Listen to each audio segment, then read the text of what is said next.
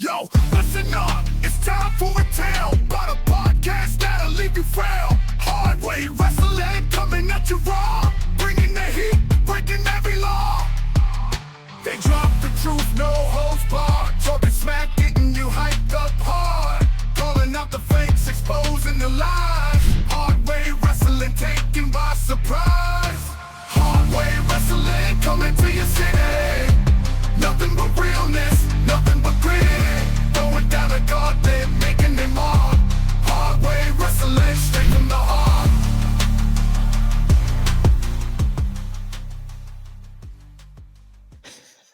Welcome to Hard Way Wrestling, boys. It is Tuesday. Tuesday. It is. What is going on?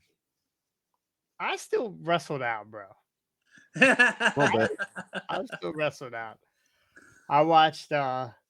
Jesse said to me the other day, she goes, "Are you wrestled out?" I said, "Yeah, a little bit." And then Sunday, I watched SmackDown, Collision, and the TNA pay-per-view. Wow. Which wasn't bad. The pay-per-view wasn't bad. I watched SmackDown Friday after I said I wasn't, and Yeah. then It was a good That's all. SmackDown. it was. Yeah. It was.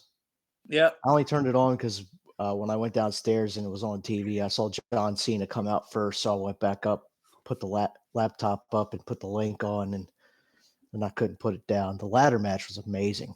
Ladder match was a spectacular match. They should have put that on WrestleMania instead Yes. of Yes. New Day. But okay. Yes, but no. Okay. And the only reason I saved my butts on that is the one spot that would never have happened at Mania is that guy handing in his prosthetic leg. Oh, yeah. One of the Why not? three Why wouldn't it have Yeah. happened at Mania? Are was- you was saying they the- don't have handicapped seats at Mania?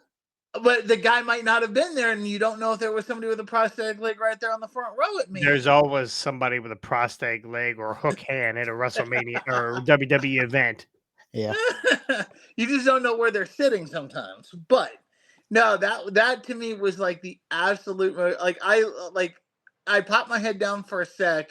I was working on something. I look back up and I see this guy hand in the leg. And I can't. It was Dawkins or Montez Ford. Ford. Thank you. It was Ford. Ran over and took the leg and hit this guy across the head with I it. feel like we've seen this before somewhere. Like, did that happen in AEW? Because that's clearly an AEW move. It's Right? happened in No, WWE years well, ago. It happened. It happened to ECW too. Like that. That's where I remember seeing it the first time was watching old ECW footage, and somebody with a prosthetic leg hands it in and stuff like that. So that was the first thing I thought of. But I mean, it probably has happened in AEW as well. It wouldn't surprise me. But yeah, I got such a kick out of that, and like I've seen the clip because there's multiple angles. There's even the angle of the guy actually filming himself handing the thing in. I actually think it's cool that they allowed Zach Gowen to come to a fucking SmackDown. Oh yeah, I forgot about that guy. Brock Lesnar swung him by his leg and it detached. Yep. Yep. Remember he showed up. What's going on, Hardy? Oh, Brian Hardy's in the house. If you're available, Brian, we got a window for you. Remember he was in a battle royal for AEW too.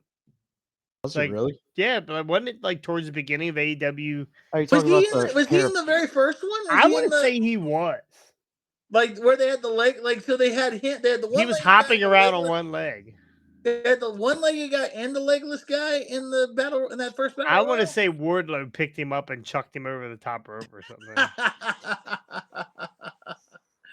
That wouldn't surprise me. Yeah. Yeah, it was. I mean, I would rank that ladder match up in the top 3 of ladder matches for sure. I mean, it was really good for a free. Damn it, Tony Jr. giving it away for free. Yeah. Like I said, that was pay-per-view worthy. Yeah, for sure.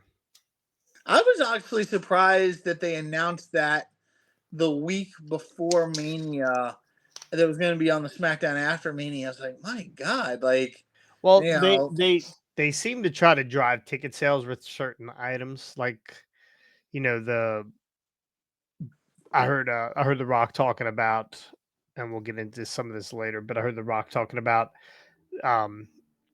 was it where did he come out at for, was it Rumble, where he came out and wanted Cody's soul? Which one was No, that? it was Elimination Chamber. Okay, so Elimination Chamber. Guys, I have good news. My phone is about to die, so I can't get on today, but I'm down. Connection possible. All right, good. We'll take it. I like you for right now, Brian. The month of May, I like you. After May, you get pissed off. What was I saying? Telling Brian to piss off. Oh, before that. Oh, They were hurting the ticket sales, and they called The Rock and said, "Hey, we'd like to sell some tickets, sell some more tickets. What do you think you're interested in doing something?" And that's when they came up with the idea for the "I need your soul," or "I want your soul," and yeah. So they do things to try to sell tickets every once in a while, but I don't know that they needed that. I don't know that they needed it Friday, because people are still pretty hyped up about WrestleMania. Doesn't even make much sense that they even brought The Rock in really for what, 2 segments over this last year. Yeah, and he well, we'll get into it later, but he explained why he wasn't at Mania too, because I think we were all expecting him to come out at Mania after Travis Scott came out and wasted our time. So we expected. Yeah, that was fucking terrible. Brian Hardy says, and look out for greatest Jonathan Cross promo in U.S. Justice this Saturday morning. I actually do not know what you're talking about. I do not remember. I really do not remember. All my promos are the greatest promos ever. Vegas wiped your memory of the last month and a half. So. I really don't. Not lying. Yeah, I really don't remember half the shit. You and Draco. Oh, okay, in the hallway. I got it. Yeah, fuck that Draco, by the way. Yeah, that's all the cool stuff with USW. Maybe I'll get maybe on for Friday's video. Is it Friday? Yeah, maybe for Friday's video we'll get a USW intro that I can put up on here. Maybe if the owner of USW doesn't forget. I don't know. We'll see. So, anyway, let's get into it. We're gonna talk about the new creative from Netflix coming. We're gonna talk about John Cena a little bit, but first we're gonna get into our Raw recap from last night. Yeah. Yeah. So Ricky, kick us off. Let's go. By the way, before we get into that, predictions challenge is over for the month of April. You ham and eggers couldn't even. Hey, Melissa, what's up? You ham and eggers couldn't even get close to me. You tried, like you really tried. It looks like when I say whose game is it? Jonathan Cross's game. So yeah. Here's what I suggest. Right, if you're not into predictions challenge, super simple. Go and check out. Oh, you're watching this. Oh, don't be weird. I wish I would have wore something different, Melissa. If you want to get the predictions challenge, it's $5 a month. You go to our Patreon, you sign up. You have a chance to dethrone the guy who's held this title. He's lost the title for a little less than 30 days. He did not hold this title this year. And ever since then, he's held it for damn near almost a year. He's got a Roman Reigns type of run, and that's your boy. Who is going to dethrone him? I don't know. It's definitely not any YouTube jamokes. I even got a message, one of you, and said, "Hey, don't forget to put your card in." I literally, my brain blanked out. I had it in mind to do it that morning, and all of a sudden it was like evening. It was like 6:15. I'm like, oh, as soon as I got the message, like, oh, frig. Yeah. So listen, I know y'all don't want it like I want it. I understand. I'm used to being a winner in life, and I'll continue to be a winner as long as I'm playing this game with you guys. I did like, Ricky, that you went for it a couple times, and when you're down some points, you gotta take some chances just in case. So it actually threw you from what, third to like ninth, 7th. It dropped you way down, but whatever. That's it. Second pays the same as third and fourth And last. and last, and actually, honestly, first. So, Yeah, true. anyway, All right. you too can join the prediction challenge. $5 a month. Join our Patreon. Get on there. We're always looking for new people. Love to have you, Melissa. It would be fun for you to join. You should join. I know the only real wrestling you watch is USW. I don't even know if that counts as wrestling. Hey, it's better than AEW, that's for sure. Oh my God, yes. Yeah, oh my God, yes. Unless Tony starts paying us, then Yeah, USW. AEW's running third to TNA right now, it looks like. Third. Woo. Close. All right, kick it off. Rick. Let's get into Raw. So we get the opening of the show. We got Rollins and Heyman and Braun Breaker. They come out and they're basically telling everybody that they're the future of professional wrestling. Anything that happens on Raw is going to have to go through them. So you're either on board or you're a target. Sami Zayn comes out and him and Seth get talking back and forth about their personal life. It was a little boring. Castro's Zane. He was wearing the old Castro outfit. Yeah. Castro Zane. And by the way, did you see Rollins' sunglasses? Yes, I love them. Yeah. I was like, they're going into the Jonathan Cross They wardrobe. definitely, that guy's upstage me at every turn with these damn clothes. I'm telling you, he's the modern day Macho Man with his outfits. Here's a very quick question though. With Braun Breaker coming out in a suit, Paul Heyman coming out in a suit, and Seth Rollins coming out in a he's the Messiah. Yeah, but if you're gonna okay, you don't have to necessarily wear a complete suit, but like, why did he come out in a what do they call his wife's capris? Well, that in a Japanese bathrobe. Yeah, dude.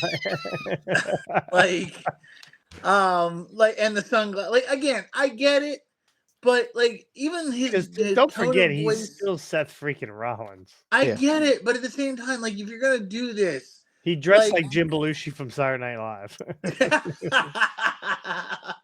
I feel like Braun Breaker should have been wearing a suit with no sleeves.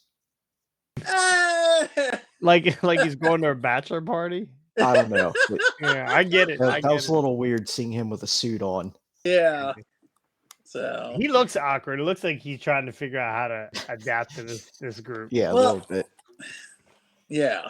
There was a point when they first attacked. I guess it was SmackDown of last week, that when they attacked, when they first revealed that Braun was in the group, and he hit Roman with the spear, and then Seth put his hand on Braun's head and like shoved him. Yeah, like face first him and pushed him like towards like go get him. And a split second, Braun looked at him out of the corner of his eyes. I was like, "Yo, we're getting a Braun Strowman, Brock Lesnar type of deal coming. Somebody's about to get 2 uppercuts." Yeah. Oh my gosh. So yeah, they go back and forth with extracurricular activities do not need to be explained. Oh, huh? Send photos to @hardwaywrestling@gmail.com. Go ahead. Yeah, I was like, what? So Scotty will vet them all. Go ahead. So basically, Sami Zayn calls Seth a hypocrite and then says he's jealous of Roman Reigns and he's just trying to recreate what Roman has already did. Rollins told Sammy that he'd give him a out by being traded to SmackDown, and he had to the end of the night to make his decision. Our first match of the night, we got Rhea Ripley versus Roxanne Perez, which ended in a DQ after Julia interfered and attacked Rhea.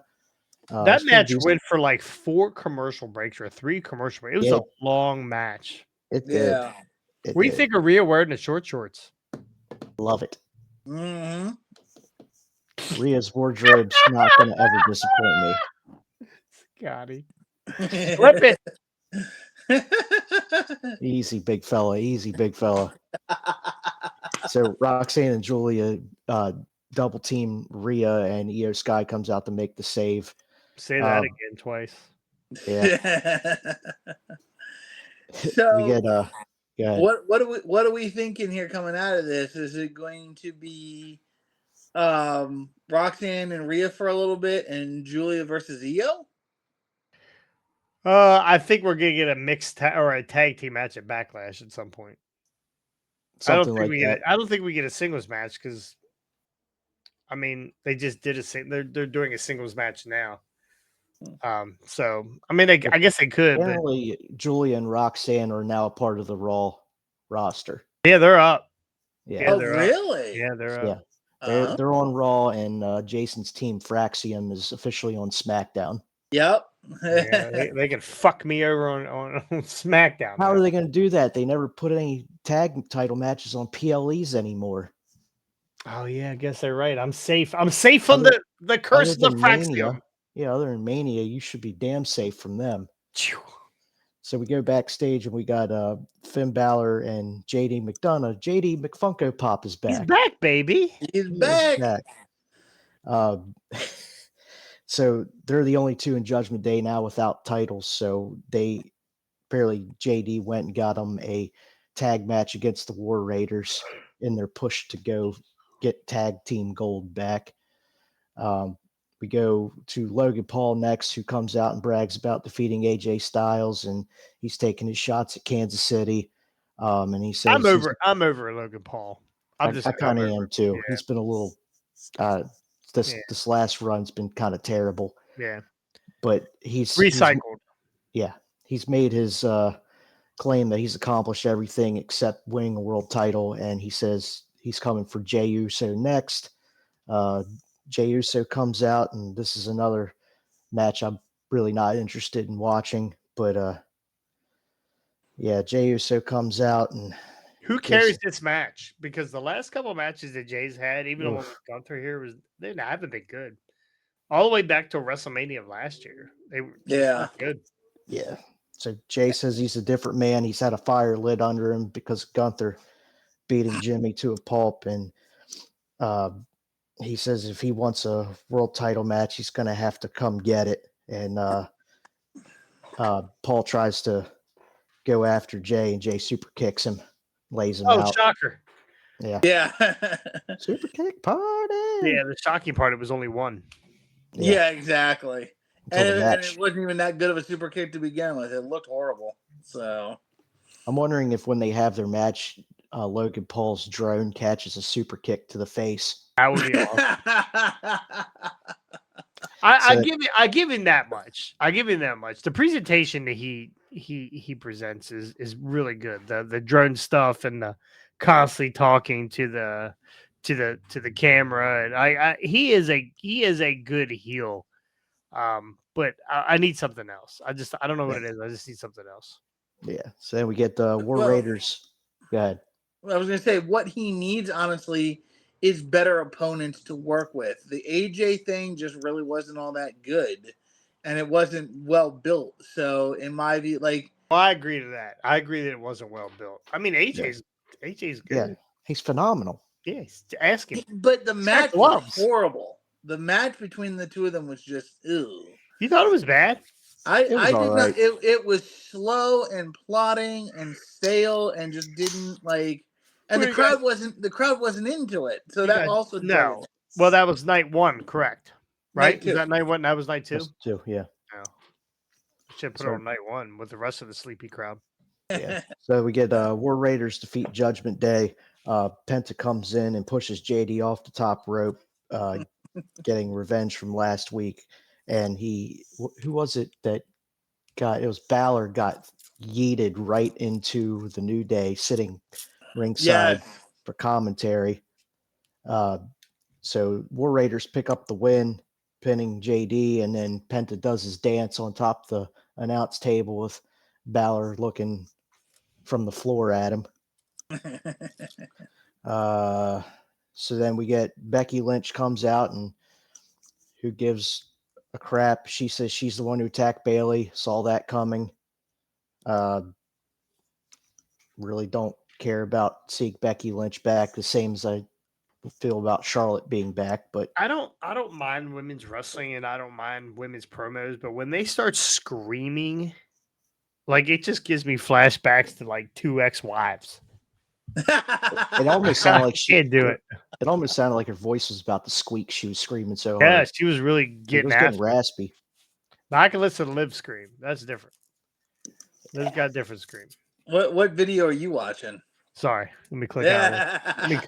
Let me click out of this. That doesn't work for me, brother. So basically, she turns on Lyra for teaming up with Bailey, and she's got beef with Bailey for attacking her on and off over the last 6-7 years. Yeah, If anybody, she should still be trying to get that receipt on Nia. Scotty's girl Nia from breaking her nose. Exactly. That's coming. So Lyra came out and they got into it, and Lyra says that she challenged her to a match at Backlash and for the women's IC title. Becky runs off through the crowd, and then as Lyra's up at the top of the entrance ramp, Becky sneaks around and knocks her out. That's Backlash is next, not this Saturday, but the following Saturday. It's Was the that like a following week and a Saturday, half? Yeah, it's Yeah. crazy. It's The 10th, coming I up think. already. Yeah, it's coming up already. They're pulling in AEW pay-per-view after pay-per-view, literally. Yeah, well, there was a gap from Chamber to Mania for like almost 2 months. Yeah, true. I think it was something like that. But yeah. So then we get Nick Aldis, who is filling in for Adam Pearce. He must have caught whatever sickness Chad Gable had on the European tour and had to take the week off. It is contagious. I could have swore I saw an Instagram photo of him with a mask on. So it's very Could possible. have been. Yeah. Could have been. So he informed Penta that he will get a match with JD McDonough Wait a minute, next hold on. week. Was Adam Pearce wearing an El Grande Americano mask? Oh, absolutely not. Yeah, Absolutely not. because maybe it's Adam Pearce as El Grande Americano. I never thought of that. I never thought of that. It definitely could be. It's probably more him than Chad Gable.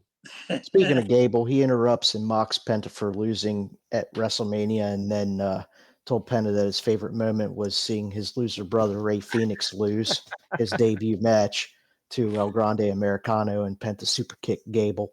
The real American. Yeah. Then we get a vignette of Rusev say he will no longer fight for a woman that isn't his. Didn't he do this in AEW? I'm gonna tell you. So it was the same. He's doing the Redeemer thing. This is it's because he did say he was going to redeem himself. So he's part Redeemer, part Wyatt Six. Yeah, They're going to go out. He's going to go after people that don't deserve or lost or screwed up their opportunity for whatever reason. Like it's basically the Wyatt Six. He says he's going to hunt down the people who waste their talents, and man, are they putting him right where I figured they would with Otis next week on Raw. That's exactly. I mean, Otis. If there's anybody that's really screwed himself out of lots of opportunities, it's Otis. Yeah. He did have the Money in the Bank. Yeah. Yeah. With a ham sandwich in it. Yeah, and he lost Mandy. Yeah. So maybe he deserves to get his ass kicked. Maybe. Then we get NXT Women's Champion Stephanie Vaquer defeating Ivy Nile. Pitbull. Settle down, Scotty. I was just as excited as you to see her up on the main roster. Did you have your pants down for this match? I was too tired to do it. At what point did when you looked at the screen and she was giving her the bouncing her face off the mat, did you go, yeah, baby, yeah. Suck it up. Well, she did it. Well, she ended up doing it twice, one on each end of the commercial break. And Yep. I was loving it. Booker probably did the Vinnie Mac over the back of his chair too. He also did. Oh yeah. So then we get after that match, we get a backstage with Liv Morgan saying she's going to Hollywood and needs time off. Okay. What's the movie she's going to be in? I don't know. They didn't. Okay. I don't think they said. Okay. Then Dom said he also needs time off, but Aldis said, "Nope, you're the champ. You got double duty now." No, he says, "I'm the champion. I do whatever I want now." Yeah. Then we get Karrion Kross backstage telling Sami Zayn that he hopefully makes the right decision. Then we get another Lou Kaiser said he's the greatest export of Germany since Mercedes-Benz. Then we get Pat McAfee going ballistic on top of the table, calling out Gunther, and Nick Aldis comes out and makes the match official for Backlash. We're getting I guess this is McAfee getting written off for the beginning of college. Bingo. Football. Bingo is exactly. You're exactly right. Yeah. So Wait a minute. College football doesn't doesn't start start off till like June. Yeah. It's almost May. Yeah, I guess you're right. Yeah. Yeah, you might. Yeah, you're probably right. That's a good call. I mean, what else could it be? And this match is May 10th, so we're already near the midway of the month. So McAfee's got to go back to college. Guess we'll be getting Corey Graves coming back up. Are you saying that McAfee's not winning? I am saying McAfee is not winning. All your points on Gunther. All my points. There's your tip. I'm all in on Gunther. Prediction challenge. You heard it here first. You're all in Gunther. Got it. And I'm about to get not screwed. Weird. So then we get right after the, I thought this was after the Karrion Kross thing or whatever, where Jey Uso comes up and does the talking to Sammy, and then Logan Paul out of nowhere just lays Jay out with the punch. This actually scared the shit out of me because I didn't see it coming. I'm the only one was like, whoa, because I had it on this screen over here, and it came out of the corner of my eye. I was like, holy shit. Yeah, that and the loud smack. I like jumped. Yeah. Pussy. Guys playing the camera angle was doing it right. But yeah. So we get our main event segment with Sammy rejecting Seth Rollins' offer and telling him to go to hell, which led to Breaker coming out with Heyman. So we get a match with Braun Breaker and Sami Zayn. I think they booked that weird. A little bit. I think they should have had the match and then asked him for his answer instead of asking his answer and then him saying no and then doing the match and then him saying no again. Like, I feel like they're never going to beat Sammy to a pulp. He's OG bloodline. There ain't nothing that this group could do to him that hasn't already been done. Yeah, by the big dog. So yeah, I just thought this was booked weird. Yeah, a little weird. So Breaker. I did like the promo that Paul and Sammy had. Oh, backstage, yeah. Yes. Paul is hitting the Brian Hardy self-tanner. Yeah. Okay. Funny enough, speaking of that, also I know where you're going. Go ahead. If you look at I forgot to mention the very first segment. If you look at Paul and Braun, they're hitting the same tanning joint. Absolutely. Or the same spray tan. Like, it looked like their heads like were near each other. They would like melt together. Melt into the same. It'd be one big fat Paulie Steiner. Yeah, exactly. I was looking at that. I'm like, did they use the same color spray tan today? Respect though. It's like perfect. I like it. I like it. I like it. He keeps wearing those white shirts though. I'm gonna look for tanning marks on tanning lotion. Yeah, tanning oil. Jesus. So Breaker ends up spearing Sammy 4 times, causing the referee stoppage, and the fans were chanting one more time for Sammy to get speared. So we get all the officials in the ring. Seth has got Breaker backed into the corner and turns around and gives Sammy a stomp to end the show. Yeah, crazy. Who are we going to add to that group? Who's going to be our 4th member? Well, my wheels got turning when Paul offered Sammy to trade the SmackDown in exchange for getting him a undisputed title match. So I was wondering if he would actually take it. I was sitting there like hoping maybe Drew will come over. But yeah. See, I'm not like, I like Drew McIntyre, but they need, like, again, if they're going to pull off the Evolution, they need somebody younger, somebody that they haven't been doing something with, someone that showed a lot of potential in the beginning, but has been kind of written off after a while. And in my view, the guy that they need to get in this group, Austin Theory, because they need to get him elevated back up. He is honestly, in my view, still a good talent. He's been saddled with this whole Grayson Waller bullshit.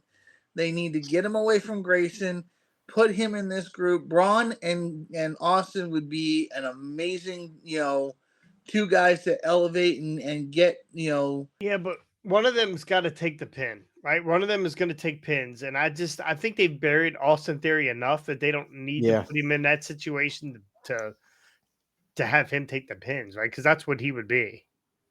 Yeah, true. Yeah. I don't know. I still think they need. Almost, on the other side, I almost got this vibe like Roman's gonna remake a new version of the Shield with CM Punk and maybe Sami Zayn God, I hope not. to counter Seth, Braun, and whoever their third will eventually be.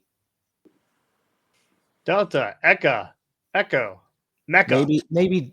Wait, I got it. Dean Ambrose is coming back. Well, I mean, Chris Jericho. that'd be a good one. God. That'd be a good Shout out T-Bone and T-Bone Jones Jr., aka Huck Sawyer. Jesus. It's almost a shame Kevin Owens has the neck injury because I would love to see him in this group as well. Yeah, I heard Triple H talking about how storytelling works and about injuries and that kind of stuff. I feel like Kevin Owens would be awesome for this group. Yeah. But again, he doesn't need a mouthpiece, right? And I don't know exactly what Paul's role is going to be in this group because Seth doesn't shut the fuck up for 5 minutes. Mentor Braun. Braun, and I mean, that's again in my. He keeps saying Braun's the key to this whole thing. Yeah. So anyway, that's our that's not SmackDown Raw review. That's our Raw review. So if you ever gotten a chance to go back and watch it, it's on Netflix. If you watch it now, it's commercial free. You'll zip right through it. So let's get into it. Speaking of Netflix, a behind the scenes look at WWE Creative Engine. Netflix has announced WWE Unreal, a groundbreaking docu-series offering an unexpected look into the WWE creative process. I'll tell you how I feel about that in a second. Set to premiere in summer of 2025, the 10-episode delves into the inner workings of WWE writers' room, showcasing interest behind the scenes of the drama and parallels and action in the ring. For the first time, fans will gain access to WWE Creative Hub, exploring how storylines and how decisions are made, the shape of the world professional wrestling. The series promises to reveal the meticulous planning and spontaneity. It's a good word. Momentum and contribute to WWE dynamic storytelling. If you want to read the rest of the story, you just go right to Patreon. It is up right now. Just read the whole article. It's free if you want to join Patreon. Anyway, how do you feel about this? I haven't got a chance to talk to anybody in the business about this, but how do you feel about this going behind the scenes? Okay. This right here, remember the what was it, the pay-per-view with AEW where he asked those it was the AEW pay-per-view and they interviewed those women that were in the what was the movie that Tony Storm and them were just in? The Queen of the Ring. And she was like, yeah, well, I learned that everything's predetermined. Yeah. You already know who's gonna win. You already know who's gonna win. So tell me wrestling's not scripted without telling me wrestling's not scripted. Yeah. But on the flip side of it, I hope there's footage of back when Vince was running it and like, so Edge, this is what I want you to do to Lita in the bed in the middle of the ring. This will get some eyes on our product. So I'm on the fence with this. I probably give up way too much information myself at times because, it's just part of doing the podcast. I don't give up everything. I actually don't tell you guys everything because I want you guys to see stuff when you guys come to shows and that kind of shit. But I just feel like this is too much, right? This is too much. I Yep. like part of it. Part of me likes to know, and I'm not into WWE by any means, but part of me always likes to know what were the plans. I don't want to know how the sausage is made. I just want to know. I just want to know the ingredients, right? I don't want to know. I don't want to know how you. I just there are certain aspects to this I think are cool. I don't like. I don't know that this is going to drive business. Part of wrestling is suspending belief, right? Making people feel like it's real, making people feel like they're coming to a show and oh, we don't know who's going to win or this might happen. But when you do stuff like this, the laying out these storyboards and possible this person might come back, and because I think in the commercial, the original commercial, I think they cut it, but they had a storyboard where it had Asuka's return was on there. Like it was a bunch of different things. I don't know. I don't know if and I actually need to get another person on here to do this better than I can. But I just don't. I don't like this. I don't like the fact that they're going behind the scenes and just laying it out there, just giving away the. There's a reason why ragu tastes like ragu, right? There's a reason why I can't make it because I don't know Yeah. all the ingredients, and this is them saying, "Hey, That's don't why you have Jesse make it. right." She makes everything anyways. I use a rag to clean up after myself. I don't use a ragu. So I was gonna say that's where the rag and ragu comes from. I don't want to know I just don't want to know the sprinkle of this, sprinkle of that. Okay, so greatest. All right, here we go. Perfect. Jessie makes food. She likes mushrooms. It's more for flavoring or whatever. I don't even pretend I know how to cook. But she uses like I hate onions. I do not like onions. I don't like the texture. I like the way they feel in my mouth. I don't like it. Right? It is the penis of vegetables. I don't like it. I don't like it in my mouth. Okay. So Jessie will put little tiny onions in things. She will cut them up so fine that I don't know that they're there. Or she'll take them out. And then I'll be like, I taste onions. She goes, they're not in there. Like she does something He's trying to to trick make you. them not be in there. No, I know they're not in there because I would know in my mouth, right? You know what I mean? So, but she knows how she does it. I don't. I don't want to fucking know because if I gotta watch her do it, I'm not eating. Yeah. I just won't. I'll order out. So that's what this reminds me of. I like to find out after the fact. I guess sometimes, like we all found out about the last year for WrestleMania with how the story came about. Like The Rock intervened and the fans basically said, no, we don't fucking want this. We don't want Roman. We don't want Rock. We want Cody to finish his story. And they got back to the story. Swerved. That was cool to hear that kind of stuff that they listened to the fans. I don't know. After the fact, I don't know. I don't know. Okay, so here, let me give you my take on this because I agree with you. Is this a Scott takes? Not like it's not. I'm not going to go full. Too late. I'm not going scorched earth on this. Okay. Here's my simple take on it. Too late. You got a thing up? Yeah, I keep hitting the wrong button. Oh, okay. It's time for Scott Takes. Scott Takes.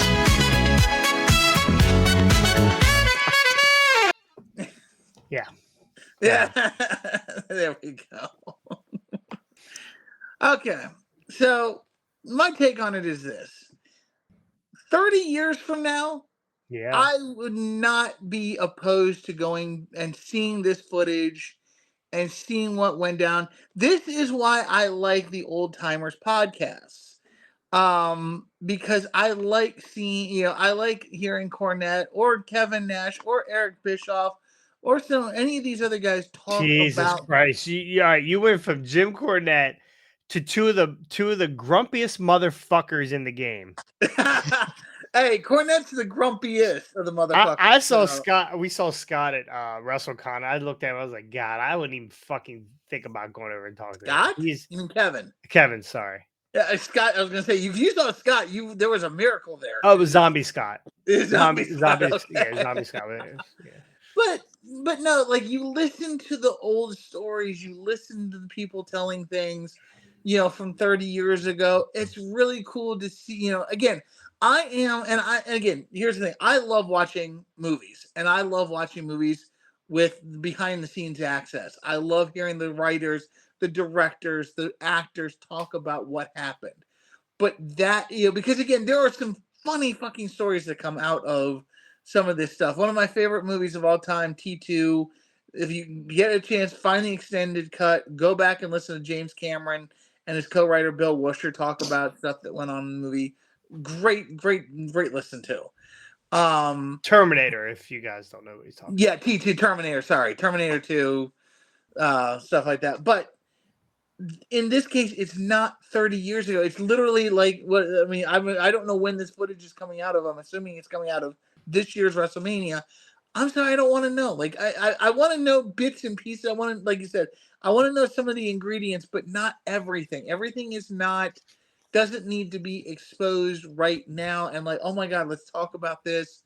Now again, what Ricky said would be interesting. Send me back into the 90s. I would love to see old footage of Vince from the late 90s, 2000s, 2010s in the writer's room, like all that. Like, yeah, hell yeah, let's see that kind of stuff.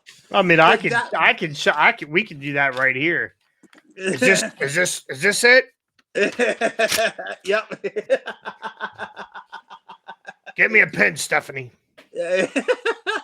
But yeah, it's stuff like that I'm not necessarily happy about this idea because I think it's way too soon to be pulling back the curtain. And what's funny about it, Triple H had a quote about kayfabe not too long ago, saying, talking about how all these old guys go on these podcasts or have their own podcasts exposing the business and yet lamenting how kayfabe is gone. And he's like, that's kind of hypocritical. And now Triple H, who is head of all WWE creative, in Mr. Curtain Call, now is pulling back the curtain and letting us see what's going on. So there's a bit of a hypocrisy in there, in my view. Like, I don't want to know all the ingredients. I don't want to know how the magician does the magic trick all the time. I want to watch because I want, like, it's why I love Fool Us so much. Suspend because, belief. Exactly. If we're best not known. If we're trying, the age old argument with wrestling is it fake? Yeah. Right? Is it fake? Is wrestling fake? Is this fake? Is that fake? Do they hit each other? Do they bleed? Blah blah. That's always the fucking question. Well, why are we telling people now? Why we say, well, they take a blade and they stick it underneath their wrist tape or under their tongue if you're fucking Terry Funk or some shit like that. Right? We're giving away information. We're telling people how the bread is baked, and I just don't dig it. I don't like it. I don't like it. I mean, some of it's okay. I like that they're gonna tell the story aspect and how they get to where they get to. I just don't. I don't know. Maybe anonymous characters. I don't fucking know. I don't know. I don't know. We'll see. I'm gonna watch it. I'm gonna at least fall asleep to it. So. I'll watch one episode to see what it's like. But again, if it pulls back too much of the curtain, no. Like I said, if this were 30 years in the past, and it's like, oh, I remember, like the nostalgia feeling of hearing what happened 30 years ago. And why somebody made the decision the way they made it back then is cool. I think that's why Dark Side of the Ring is so cool, because it's not like current. Yes, exactly. Like it's stuff from like Dr. D and shit like stuff that it doesn't matter now. Like it's past, and by now we pretty much figured out everything. But it's cool to hear the story, again. And but in the same respect, there's also stories that we've never heard before, which is we may know the overall story, but there are certain parts of it that are still details that we don't know that make the story even better. that's why hearing stuff about the past is always a great thing, because again, like I said, I like going behind the scenes and stuff. One of my favorite things is I'm a big sci-fi guy. I love listening to interviews of guys from the Star Trek era talking about what went on the shows, the ins and outs, the decisions that were made that affected the show the way it did. But that was 30 years ago. Why, we can't pull the curtain back on now, because it's just too soon. Like, let it it's like a wine. Wine has to age to get better. That's why we look back on the Attitude Era with such fondness, because it aged well. Not everything in it, but you get the point. That like the big points of it, the Austins, the Rocks, that stuff aged like a fine wine. So it's cool to go back and hear why Vince, or Austin or Rock or Triple H did what they did back then, because hey, guess what? That was then. But why are we pulling the curtain back on the now? That's what I don't like. I'd almost rather hear. I think part of the dark side stuff is you don't get the same story from everybody. Yeah. Like we heard Austin 316's promo, right? Yeah. How did he come up with that? I mean, he was his story has always Somebody had been a that sign that said John John 316 in 316. the end zone. Yeah, but It's there's like Yeah. 3 or 4 different stories. Like who created the NWO? Was it Bischoff? Was it Hogan? Was it like Yeah. it's who killed WCW? Like there's always this different story Vince from Russo. different people. I think that's what makes that stuff's really cool. Yeah, exactly. But this here, I don't know. We'll see. We'll see. Last thoughts on it, Ricky. I've already said my piece with it. Like if they go back several years, like 10, 20 years, maybe 30, I'm okay with it, but I don't want to have anything recent. I want to Yeah. hear the story about the Blue Blazer. I want to hear that. Ooh. That's Yes. what I want. That's what I want. How did that? Well, Yeah. that's more of a dark side of the ring, but Yeah, that's Yeah. dark side, and who knows if that'll even ever get. But wait, didn't they do one on Owen? I don't Wasn't know. that- I haven't I think watched they Dark did Side in a that while. one on. I think they did that first season. Oh, did they? Oh, I'm pretty didn't darn know. sure they I did, think, because it was. yeah, you might be they, right. They did it in not in collusion, but in partnership with Martha Hart, because there was no current WWF superstar, or like anybody that, like, there was all people that were on the periphery that were no longer involved with WWE. So it was a little, like, it was all done with, and like, if I remember, I'll have to go back and look at the season run, but I'm pretty darn sure they did one on Owen's death. So All right, last topic, and we'll get out of here. John Cena turning heel. Was it necessary, Ricky? Was it necessary for John Cena to turn heel to get his 17th? I mean, looking at how his run went before he just came back this time, he was losing all the time. What did he have? Maybe, I mean, the one year he gave Solo Sikoa his only win of the year. Yeah, right. He went and put Theory over at WrestleMania. I mean, I honestly feel like he couldn't just continue to come out as a face anymore and win cleanly after he had been putting all these guys over for the year or so prior. And I like the change of pace with John Cena. I wish he would have went back to thugonomic Cena a little bit, but I think he's outgrown that. Yeah, but I'm digging the shit he's doing now, shitting on these kids and all this, and the whole thing he got into with Randy Orton, about how he almost went Christian Cage on Friday night. If he would have brought up dead dads, he would have been. But sitting there telling all these dads that he had raised their kids for them over the last 25 years. So I feel like the way his career had gone up until his return just now, heel was the right move. Okay, Scotty. Melissa likes heels. She said, "We like heels over here." I ain't gonna lie. I mean, it's not a bad gig. I will say, that yes, it was a good idea for him to turn heel, but I feel like they should have played this differently. The promos leading up to Mania were great. You know, it was an interesting feud. It definitely kept me interested, but I'm sorry, like I still think Cena winning at Mania was not the call to make.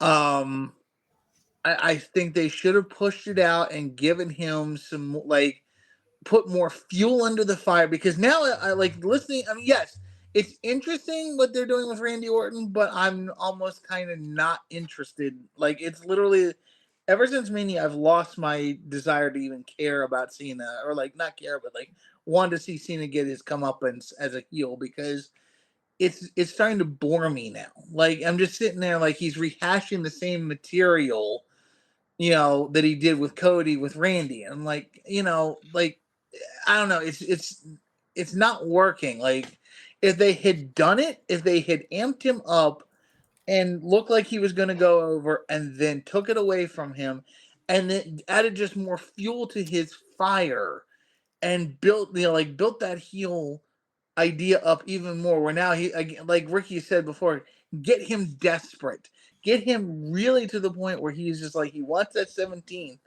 but like it You don't think just it was desperate bringing Travis Scott out? well, I mean, I mean- that was a desperation of a different kind. That was just like that's go away heat. That's not even just like boo John Cena heat. That's just like we don't want to see you anymore, John Cena heat. But no, I feel like again, build his desperation up, build him, and make fans hate him even more. You suck, you lose, you can't wrestle, and then finally, right when it doesn't look like he's ever gonna get it, then put it on him and make it almost impossible to take it off of him until finally something flips and somebody can get it off him right before he leaves. Because again, the countdown he did, we talked about it on the last show. The countdown he did, that would have been amazing when like it's only like 10 days out, 5 days out, and the belt is on him at that point. He wins the belt maybe like 10 days out. Then he's counting down 5 days, 4 days, 3 days. Boom. Finally, then the belt comes off of him. And it's like, I don't know. It's like, because then it's a desperation thing for the fans as well. We don't want this guy going away with our title. We don't want him leaving with our title. So now, But you you know, want to be in the building when he wins 17. I could And care that's less something whether. Ricky and I Here's can the thing, say. We were there when John won 17. I Yeah. could care less Whether whether you he like won him or not. 17. I could care less whether he won 17. I could care less whether he won 10. It's a big Like milestone. I was so done with John Cena back when he was still, Vince's boy and the freaking the new Hulk Hogan. Like that's I was done with it. I would rather see John That doesn't Cena work for me, like brother. really make I don't like who cares whether he wins the title or not for another time. Like I never cared. I never Records, like I baby. want Records. who To a again record don't like Flair. Woo. and again I'd still in my view I don't it's not All right. Well, I've never cared about records. keep this as mine. All right. Is I don't see John Cena as a heel. I mean, he really isn't because it's like it always has been, where it was, let's go Cena. Cena sucks. Even John years Cena, ago. he just all he's doing right now is telling the truth. Right? The let's go Cena sucks thing has been going on forever. Mhm. He's not cheered, he's not booed, he's in between. No matter what the guy does, it's just never enough for the fans. The guy is Mr. Make a Wish. Now Cody's going to be Mr. Make a Wish. It's one of the reasons why he didn't give his soul, because that was the pitch. Cody was going to turn, and then they decided not to because it wasn't good for business, and they decided that John was going to do the turn. He's just being who he was before. He's speaking the truth. I don't think that makes him a heel. He's not doing. I mean, what is John doing heel-like. Like, he did have the belt. Did he hit anybody with the belt? Yeah, he hit Cody Yeah, with the he belt. did hit Cody with the belt. Yeah. But leading up, he didn't. He was just telling the truth. The fans turned him even more. The fans were shitting all over him even more because he told the truth. Yeah, John come out of he won Chamber clean. every fucking city he goes in. Every city. New shirt for that city. Proud to be in that city. Trying to get a WrestleMania to Toronto or whatever. He's or India or wherever he wants to go over the Middle East. I mean, he's always been for the fans and for the company and for the business. It's just the same as Kurt Angle. What's Kurt Angle's chant? Kurt Angle comes out, one of the best wrestlers has ever been WWE. Guy that was a collegiate wrestler, came out, took to the business like it was fucking nothing, and became who he was, except for the time he almost had to tap out to some kid off of Tough Enough. What do they do when Kurt Angle comes out? Chant, you suck. You suck. But that was born off of. Yes, but he wasn't always a heel every time. He's not always a heel. He's been good guy. 90% of the Kurt time. Angle's shield. I forgot about that. God. So I don't think John Cena's a heel. I think he's telling the truth. And when this all did you hear this crowd apologizing to him? Yeah, and that bothered me a little bit too, because I was why? Like, that he deserves it. No, he doesn't. They owe him an apology. I don't think he deserves it at all. This guy has been the company. Some shitty movies, but he's been the company. Yeah. But again, it's the same deal as Hogan was. That's the thing that bothers me. It's the same. We're gonna get into Hogan on Friday, by the way. It's the same thing as Hogan. Hogan had every wrestler has a shelf life that they can be a certain way before they either have to go away, like leave the company and come back at another time and be refreshed. I mean, again, but Hogan, he did. Huh? He did. He left a lot. He went to Hollywood. He came back. It was the same. John Cena sucked. But see, that's the thing. Is I don't know. I've never been a John Cena. When John Cena was first in the company, okay, cool. He was again. But I've been one of those people that has always been the longer he's been there, the more he's just worn out his welcome and his stay, and just I don't want to see you anymore. Go away. Again, the thing that I've under the Vince regime, the thing that always bothered me was this. All right. Who are you bringing? I mean, who is coming to these shows? Families. Okay. So yes, you have the kids that love John Cena, but the who's paying for all the stuff that these kids are buying? The adults. So you have to keep the adults as entertained as the kids. And in my view, the one thing that Vince should have done, the one thing that Vince should have always understood, is that to keep people interested and to keep people coming back, you have to do things that certain, part of your audience isn't going to like. And the one thing they weren't going to ever like is turning John Cena heel. But the one thing, I'm going to say this straight out, to hell with the children, okay? To hell with the children. Fuck them kids. Fuck them kids. Fuck them kids. Them kids need to learn. Those kids need to learn disappointment, all right? Their heroes are going to disappoint them. And that's what, if they had turned John Cena heel, those children would have been disappointed for a while. But guess what? The one thing I've always said about John Cena, especially back in the day, John Cena would have gone from heel to face again in about a year and a half. Especially when going back to the old Thugonomics routine. Because again, that's what got him over to begin with. Put him back in that role, give him a mic, let him talk. He talks his ass over. That's what makes him such a good personality. He can get his own ass back over. So the fact that they never turned him heel because, we don't want to lose money, we don't want to lose this. Dude, you're only going to lose it for a short period of time and you'll get it right back and you'll get it double probably when he comes back as a babyface because again, he is the one. Like you're not the one. Vince was not the one getting John Cena over. John Cena got himself over by just talking, by being there, by doing the stuff that he did. He got his own ass over, and Vince saw it, and then we can't turn him back because then we're gonna lose money off of it. No, you will lose money in a temporary situation, but not in a permanent situation. So I don't know. Melissa says FTK. Fuck the kid. Yeah. He said she'd say it out loud, but King's right there. Don't let King hear that. So I'm gonna say this, and then we're gonna get out of here.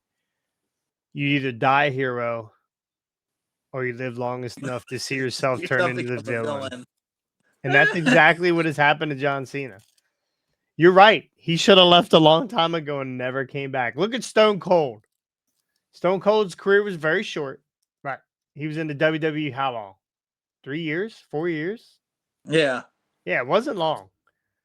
And beloved. Beloved. And he was one of the meanest motherfucking rattlesnakes out there. He died a hero. Yep. So anyway, that's good to hear for Hardway Wrestling. Join us Friday. We'll be back for Feet for All Friday. Don't know what we have in store. Hopefully there'll be some news. It's been kind of slow here since after WrestleMania. So again, if you want to join the predictions challenge, Melissa, we need a girl, another girl. Join the predictions challenge. It's $5 a month. If you want to dethrone the Hardway champion, now's your chance. He's fair game. It won't happen.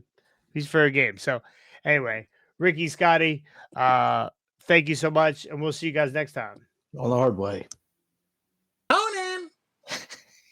I knew you weren't ready.